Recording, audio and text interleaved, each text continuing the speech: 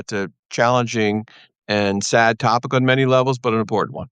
Well, but you kind of know something about how we got here, and that's the thing. So let me jump in to talk about, the fact that several days ago, uh, a third of the Washington Post staff, some 300 newsroom employees, were laid off. How dire is this for the Washington Post, and what does it tell you about the intentions of owner Jeff Bezos, one of the world's richest man with a fortune that exceeds $200 billion dollars? It says a few things, Stephen. It says they don't have a plan. When somebody resorts to sudden dramatic cost cutting in the absence of anything that appears to be a vision, that would seem to be desperation. It says they're eager to lower the temperature around the newsroom and the paper in some fashion, which I think they thought this would accomplish, and limit the journalistic reach of the Washington Post, which is a horrible thing for citizenship, democracy, and journalism, as is the title of the institute I'm now affiliated with. Um, there's nothing good about it except for maybe coming out of this, we'll hear some new clarity of vision, something that the previous publisher, Will Lewis, was unable to articulate or execute in any reasonable fashion whatsoever. Well, that sounds really optimistic, and I appreciate it, because you and I both hate to see an important, long, legendary newspaper, lose its capacity to inform the public and to hold, the powerful to account. But in this particular case, we have every reason to assume that Jeff Bezos has made a decision to kowtow to Donald Trump. He gave money to the billionaires' ballroom. He was there at the time of the inauguration. Before the election in 2024, Jeff Bezos uh, killed the endorsement of the Washington Post, became public and which infuriated an awful lot of readers. So I think they lost over 200,000 subscribers in the process. So I'm wondering, has sort of where we are now, what's happened in the last few days, was the writing on the wall? I think the writing increasingly was on the wall. The Post has been lost strategically and otherwise for some time. As I said, reducing costs seemed to be the only thing left to the ineptitude of the regime to do to try to narrow what our losses in now nine figures. And that's what people in desperate situations do. They cut costs, even as is the case in this situation. There is fundamentally unlimited capital behind the Washington Post. That's what's so horrifying about it. And that's why political suspicions enter into this so clearly. If this were a private equity fund or a public company, or in some fashion a place with limited resources and their stock price or the valuation of the paper or the entire enterprise was in question and mattered, that would be one thing. But that's certainly not the case here. He has unlimited capital. He is pledged to restore and keep the Post strong, and he is either indifferent or just believes that reducing cost and making the Post a small fraction of what it once was is in the interest of his multiple holdings, whether they're in outer space or in warehouses. Right. I mean, in the last day or two over the weekend, he first came out with a statement, and he said he was quote unquote focusing on data. I'll give you the quote, and it's worth responding to, which, to say the least, I look at it skeptically. Each and every day, our readers give us a roadmap to success. The data tells us what is valuable and where to focus. That's his agenda. That he's going to follow the data. Well, it makes me wonder about, a paper's responsibility to the truth, whatever may be the stated wants of readers. I think we both know that in a democracy, you need to have a newspaper that's willing to be the fourth estate, that's willing to be a strong voice in response. Surely to a regime that has abandoned the Constitution, abandoned the rule of law, saying that he's going to focus on what the data tells him looks to me like nothing better than a cop out. Well, it is a cop out, especially since he didn't really share what the data does show him. Does the data show him that subscribers aren't interested in national affairs? Does it show him they're not interested in what's going on in the government, the District of Columbia? Does it show him that they're not interested in following the Washington Nationals, the Washington Wizards, the Capitals, or the Commanders? Uh, I doubt that any of the data they have shows what I just described. So, what are they if they're none of those things? They're not a style section anymore to speak of that gets national attention. So, what are they? Right. They've also decimated the sports staff. It was an important feature of a daily newspaper. Where do you think the worst problems are when you get rid of 300 plus employees who were in the Well, newsroom? there is a strategy that I assume is going to emerge. It's going to make them some version of what The Economist magazine is, The Economist publication company, a tightly focused journal of government and economic activity that Bezos probably is a reader of The Economist. He probably likes it in the Financial Times. His protege, Rupert Murdoch's protege as well, Will Lewis, coming from the Wall Street Journal, one of the things that Will Lewis sold them on is look at what Murdoch and Murdoch approaches have done at the Wall Street Journal. Wall Street Journal, as you know, and I think most of our listeners would acknowledge, remains a very credible and important paper. He hasn't decimated it, and so something like that might be in the offing here. But what they're thinking and what I'm thinking could be miles apart. Well, why doesn't he buy The Economist, or why doesn't he buy a magazine that's a niche publication that focuses narrowly? In fact, he bought the Washington Post. And look, when he first came in, there was great optimism that here was somebody who was, a billionaire owner who had the resources to ensure the longevity of the newspaper. What I'm in some ways sort of, most disheartened by is that if he actually had any interest in sort of serving the long-term benefit of the Washington Post and, dare I even say, democracy, he could surely just sell the damn thing, right? And in other words, there are an awful lot of people who would welcome the opportunity to take this grand newspaper, one that's had a legendary history, who would be interested in trying to ensure that it serves the purpose that it's really been intended for. So what does it tell you? I mean, I've used language like he's murdering the Washington Post. I think it's wrong to say committed suicide because he's the one who owns it. He's the one who's in control of what happens here. Why not simply sell the darn thing? What does it tell you? That this is a person of enormous ego who has demonstrated that he's capable in some spheres of life.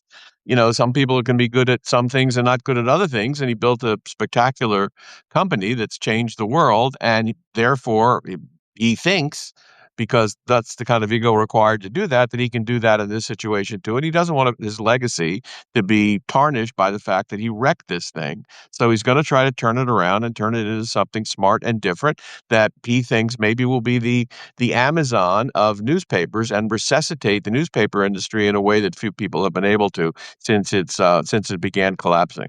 So that's a pretty big undertaking, and I guess he might say to himself, "Why quit now when I can really make a difference and prove to everybody I can do this?"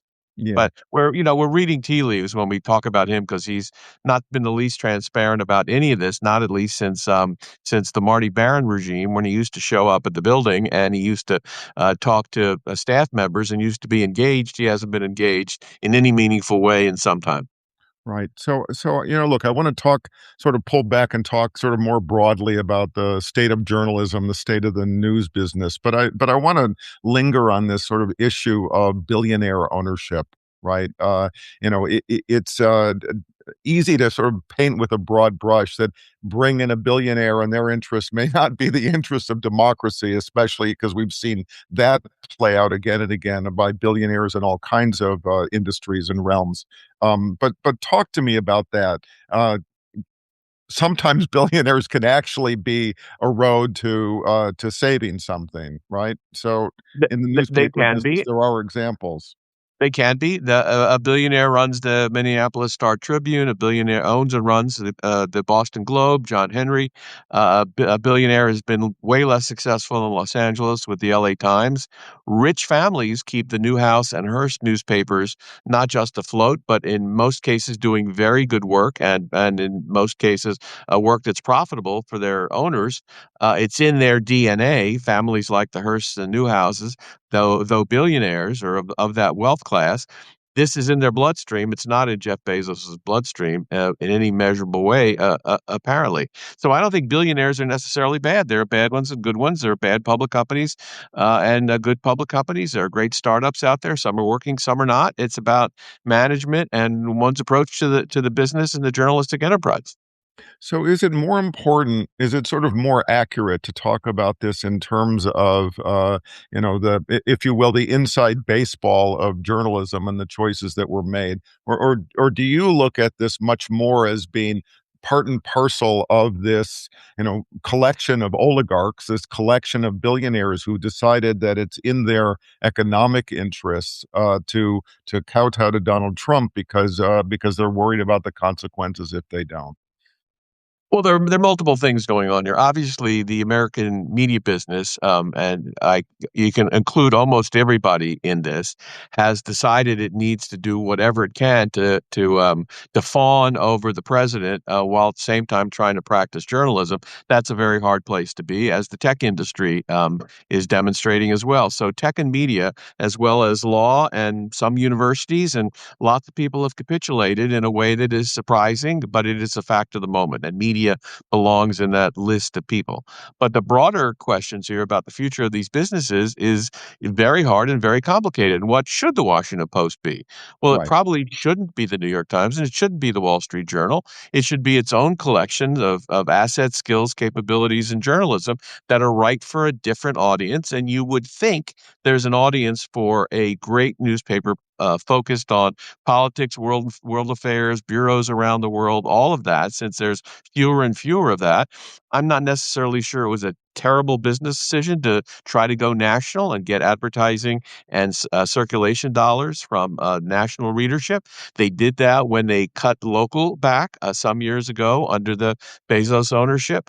That was not necessarily an applauded decision either, but a number of analysts and others recognized it as a somewhat reasonable thing to do. But then once you start doing that, what are you left with? What you're left with is needing to have some clarity about what you want to be and what it is you're trying to sell. The New York Times is doing exceedingly well at subscriptions over recent years because they have things people want to buy. Yeah. Sometimes for readers, those are news stories and news coverage from around the world, but sometimes it's recipes, sometimes it's Crossword reviews of puzzles. technology projects, sometimes it's puzzles. That's called a bundle Yeah. in the industry lingo, if you will, and the Washington Post doesn't have one. So it's they're not even paying attention to what's going on in the marketplace. The Wall Street Journal has wines and all sorts of other things that are part of its business mix. The Washington Post has virtually no such thing.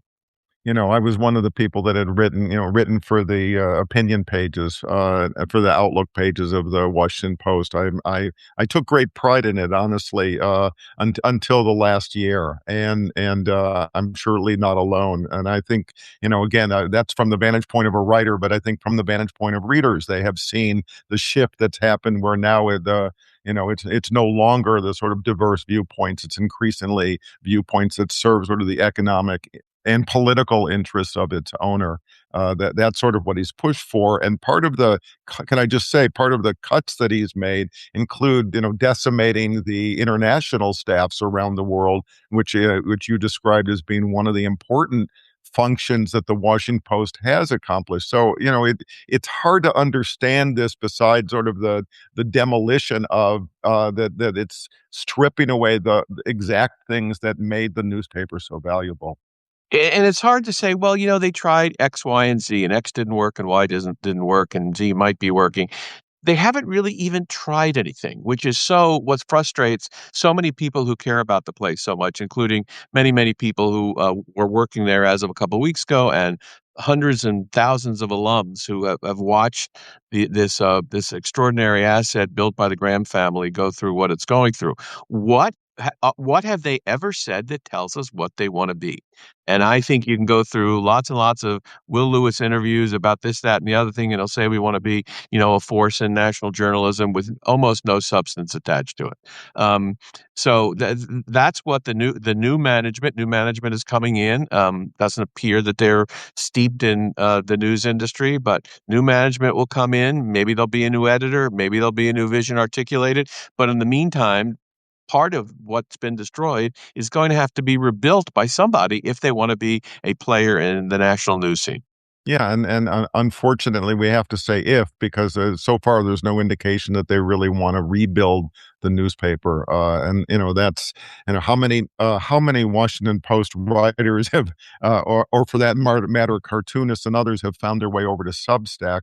Which tells you about the fact that independent media is sort of one of the opportunities at this point, not just for journalists, but obviously for everyone who's on this call and others, who are trying to be able to keep track of what's happening in our world. And I want to pull back a little bit and ask sort of how you would describe the current state of the news business, and in that, are the days of newspapers really over?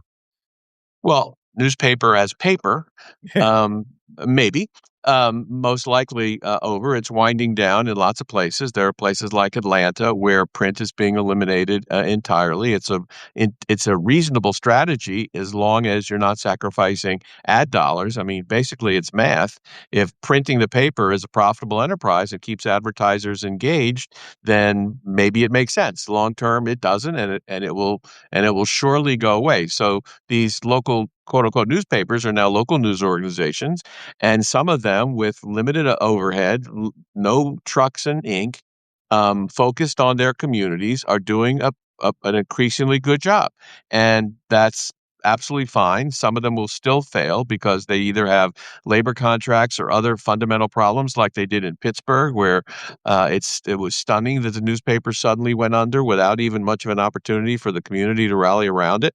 And this is going to be a painful set of exercises that are going to happen if these places are not well run and aren't focused on delivering digital products effectively to users. That's what the vision has to be. They have to have digital products that people want, of which news is a component. Let's not forget that even in the greatest days of newspapers, we bought them for many reasons. It was the only place to find out the movie times, for God's sakes. It was the only place to find a used car in your community unless you wanted to drive down, every town's Route 1, going from used car place to used car place. Newspapers had real functions in people's lives beyond delivering the news, which obviously was an important function. So this has to be reinvented, and where it's succeeding, it is being reinvented. It's being reinvented just up the Parkway from Washington. In Baltimore, where there's a publication called the Baltimore Banner, which is the largest and perhaps most successful, the numbers aren't entirely public, but perhaps most successful of the large metropolitan area daily news startups. They're doing a great job editorially. They're winning awards. They're gaining paid subscribers. They have a billionaire or a very wealthy man behind it who's devoted tens of millions of dollars to getting it started and profitable and off the ground. They started with 80 or so editorial employees, very ambitious. That's a model that people need to keep looking at, not just for having a very rich person behind it, but also because they seem to be moving toward being self-sustaining.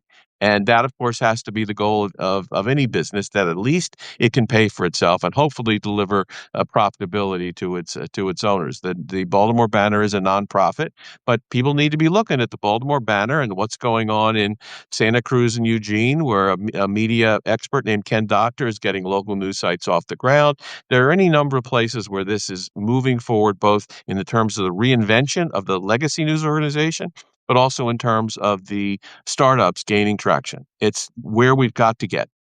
Yeah, I mean, are there other examples? I mean, sort of models. I think the one-offs are important, but also I think there are examples of sort of kind of rethinking kind of networks of local newspapers, and let me just make the note that one of the great problems, in this period is that when you don't have a local newspaper, when you don't have a reporter that's going to the city council meetings, when you don't have people who are paying attention to what the local officials are doing, guess what? There's suddenly a lot more corruption. There's a lot more problems, and those in power are in a better position to exploit that. So I know there are some other examples. Anything that you want to mention? Well, I mentioned Ken Doctor, Yeah. a friend of mine who's doing well in Santa Cruz and Eugene, Oregon. There's a startup. There's startups in Cleveland. There's a publication in St. Louis, The Beacon, that has merged with local public radio there. They do great work editorially.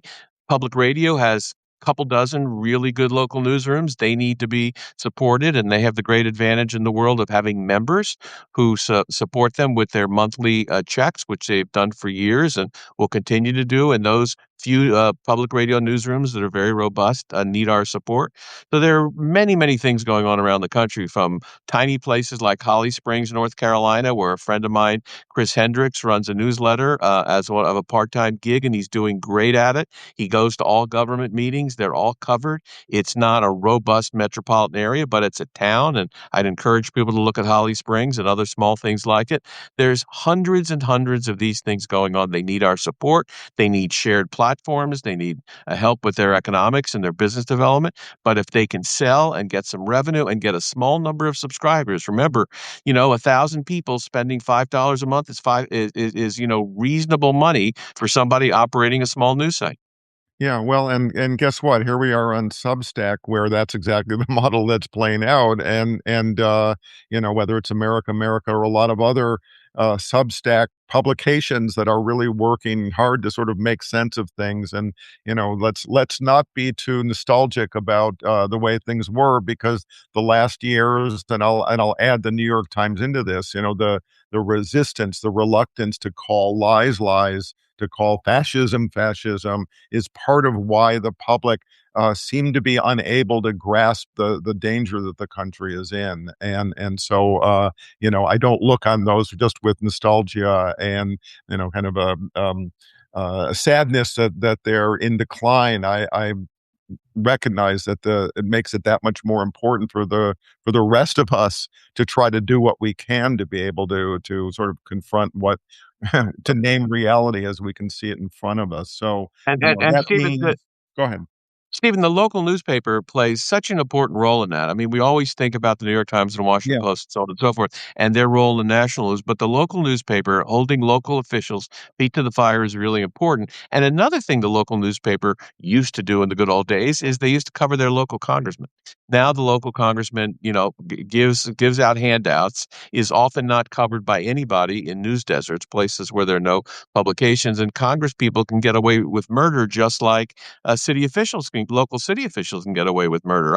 I once covered a congressman. I did a very simple series of stories about whether he goes to hearings or not, whether he actually is writing legislation he claims to be a part of. I did a bunch of reporting on it. He lost in part because my reporting showed that he wasn't even showing up for his job. And that kind of reporting, local reporting about what's their representatives are doing in Washington, is almost gone too, as Washington bureaus of large news organizations have basically disappeared. yeah, yeah. So listen, I want to sort of end with this, where we're 1 year through the Trump second term. There's been plenty to say. There will be plenty more to say in this turbulent year ahead. This year has already been, shocking in its cruelty and its deadliness and its danger. I think, like most people here, are very worried about what happens come November, about whether we're really going to have a free and fair elections, or at least some version of it. The work is underway to try to deny the will of the people, to steal ballots, et cetera, et cetera. It's an alarming year. There are 3 long years ahead of us if Donald Trump stays in office. But I want to sort of work our way through this and ask the question: Are we are we going to find, and I'm thinking specifically about the newspaper business, about the state of journalism, even about the Washington Post. Are we going to find our way through this? Is there a version of the future, where there is sort of a re-engagement, a nourishing of journalism, that makes it possible, that it's not just whether there are billionaire owners to save us, but where we really actually will be able to move forward in a productive way. I lean toward optimism about it all, Stephen. I mean, there are so many people trying to get new things off the ground around the country. They're getting support from lots and lots of people with money and capabilities. There are foundations stepping up. There are new organizations like one called Press Forward out of Chicago, managed in part by the MacArthur Foundation. There's another one called the American Journalism Project. Lots of money has come to the fore in the past few years to try to make this happen and accelerate this. And, one can only be hopeful that the hundreds of people laid off from the Washington Post will not just start new news sites about the stuff they covered, maybe national affairs or some vertical category within it, but might think about how they can serve the towns around the Washington area that they live in, or wherever they're posted, and think about whether there's a way they can take up the coverage of their city councils and their communities and be community focused in the same way that there are plenty of models that can show them how. So let's hope some of this talent that it might be leaving big news organizations might be able to point itself in the direction of community journalism. Yeah, thank you for that. And look, I'm gonna linger for the last moment with Canadian Prime Minister Mark Carney, who reminds us, nostalgia is not a strategy. You and I can probably wax nostalgically about the history of the Washington Post and a lot of other great American newspapers. Now we're at a point where we really need to be looking at these new models, and I'm grateful for everyone who's here, who's joined this conversation. I'm grateful for Substack because it is a platform. I know there's a lot of people who have criticism, and I've been seeing some of that in the chat. But the truth of the matter is, this has made this kind of discourse possible, and we don't need less of it. We need more of it. So, Merrill, thank you so much for joining. Stephen, thank you, and thanks for opening this dialogue. Appreciate it. Yeah, and thanks for everyone who joined us. And if you haven't subscribed to America, I hope you will. If you haven't sort of looked across sort of the Substack universe to find other good work, please do. This is a time where we all need to educate ourselves. We all need to do what we can to make sense of the world that we're living in. I remain like Merrill. I remain optimistic. We're going to find our way through this, and I think we do it together. So thanks everyone for being here. Thanks, Stephen.